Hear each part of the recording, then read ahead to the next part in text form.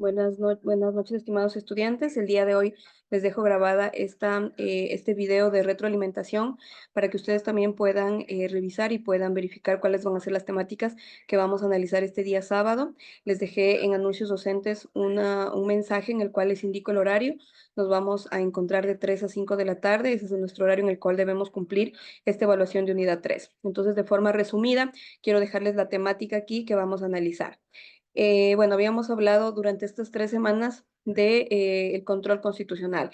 Entonces, quería yo partir, y lo hicimos así la semana pasada, analizando quién ejerce ese control constitucional, que no son otras personas que los jueces de la Corte Constitucional. Entonces, habíamos revisado que la Corte Constitucional es el máximo órgano de control e interpretación constitucional de administración de justicia, y también que su jurisdicción es nacional y su sede es en la ciudad de Quito. ¿Con qué misión ellos desarrollan este control constitucional? Con la misión de garantizar la vigencia, supremacía de la Constitución y el pleno ejercicio de los derechos constitucionales y garantías jurisdiccionales. También revisar este tema de los datos importantes. También hay preguntas que tienen que ver con esto que habíamos conversado. La Corte Constitucional goza de autonomía administrativa y financiera. 9 son los integrantes o los jueces que son designados parte de la Corte Constitucional, los cuales son elegidos por un periodo de 9 años y serán renovados por tercios, ¿sí? Cada 3 años.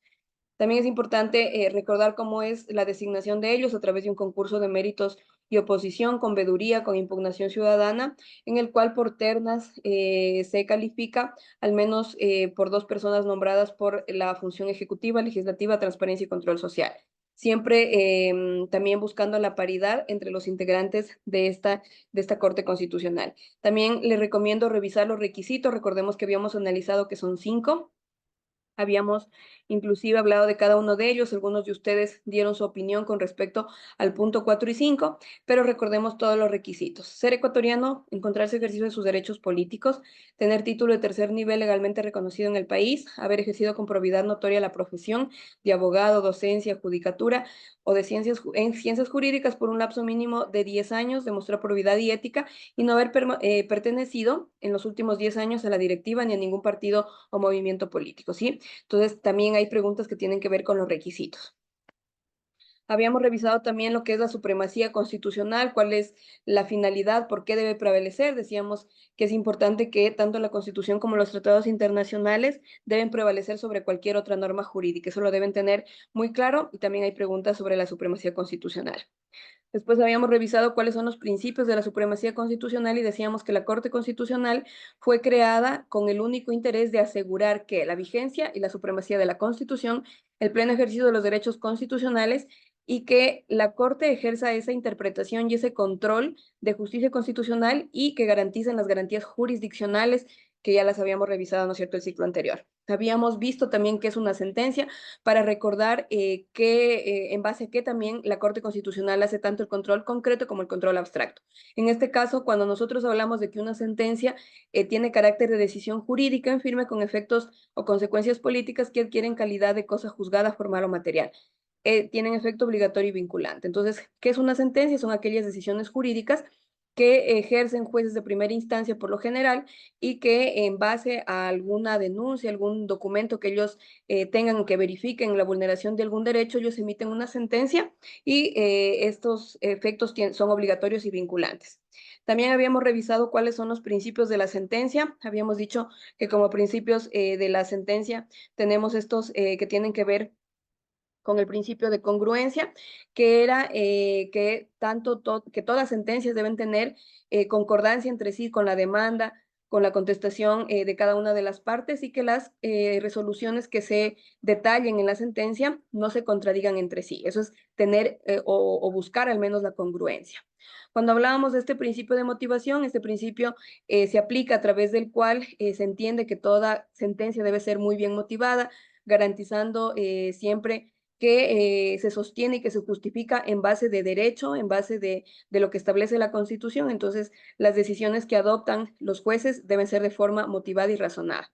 Cuando hablábamos de este principio de colegialidad hace mención a la voluntad, podríamos decir, del tribunal en la deliberación, en la votación final de todos sus integrantes, aun cuando no sea de forma unánime, pero al menos tendrían que tomarse la decisión que sea adoptada por la mayoría. Y también revisamos el principio de eficacia, decíamos que este principio es de carácter contundente, de carácter directo, que emana o que busca la justicia constitucional, la misma que debe velar siempre porque no se vulneren los derechos y los principios constitucionales. ¿Sí? Eso es lo que habíamos revisado de estos principios de la sentencia. Y finalmente habíamos revisado lo que tiene que ver con el control concreto y el control abstracto de constitucionalidad. El control concreto es aquel que tiene como finalidad garantizar la constitucionalidad de las disposiciones jurídicas dentro de procesos judiciales. Es decir, aquí aplica el caso de sentencias. Cuando en una sentencia se ha emitido una decisión, a veces por oficio, petición de parte, por sorteo, la Corte Constitucional elige ciertos casos y revisa que exista digamos, uniformidad, que exista una decisión que esté a la par o conforme lo establece la Constitución y ejerce ese control concreto en revisión y verifica si se ha vulnerado algún derecho, declara inconstitucional aquella sentencia y emite una nueva en la cual se pueda salvaguardar o se pueda justificar y se le pueda resarcir a los daños de las personas que han sido o que hayan vulnerado sus derechos.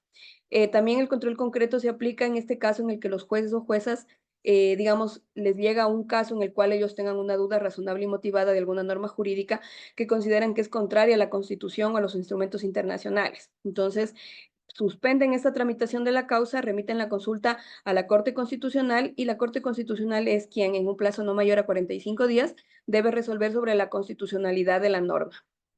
Habíamos revisado inclusive un caso en el cual, un caso real, una sentencia en la cual se aplicaba este control concreto.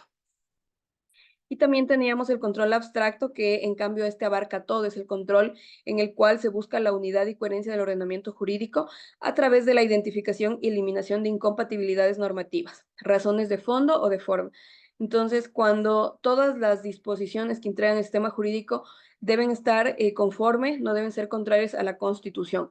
Cuando puede existir alguna norma que se contradiga con la Constitución, la Corte Constitucional hace este control abstracto y puede verificar y declarar inconstitucional una norma y solicitar que se haga la modificación de la misma. Entonces, también habíamos revisado una sentencia en la cual se realizaba un control abstracto de constitucionalidad y una garantía jurisdiccional.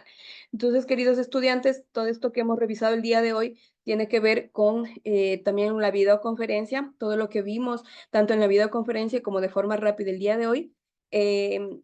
Todo este contenido va a ser material suficiente para que ustedes puedan desarrollar de forma correcta la evaluación este día sábado. Entonces, queridos estudiantes, les dejo este video. Además de eso, les dejo en anuncios docentes las diapositivas para que ustedes también puedan revisar, puedan tenerlas a la mano para que puedan, algunos de ustedes tal vez viajarán, algunos a lo mejor trabajen hasta tarde, entonces pueden tener ustedes el material disponible para que vayan revisando y para que les vaya de lo mejor en esta evaluación.